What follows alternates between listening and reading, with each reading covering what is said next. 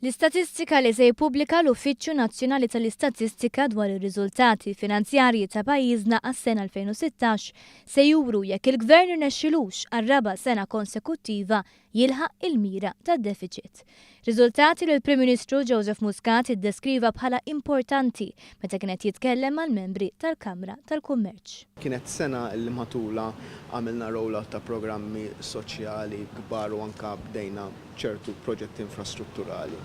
U faċli ħafna biex inti isloqlok il-kontroll minn fuq il-finanzi tal-gvern.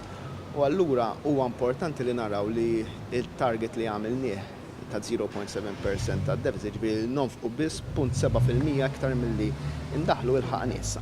Jien konvint li it is within reach. Il-Prim Ministru fakkar kif minn deficit iktar minn 5% l-intiret 4 snin ilu, issa il-Gvern qed jimmira li d-deficit jinżel taħt iż-0.7%.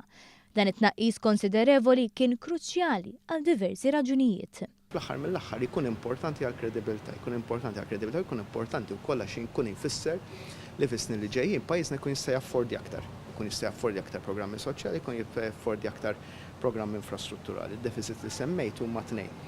Dak li għandu x'aqsam mal-skills.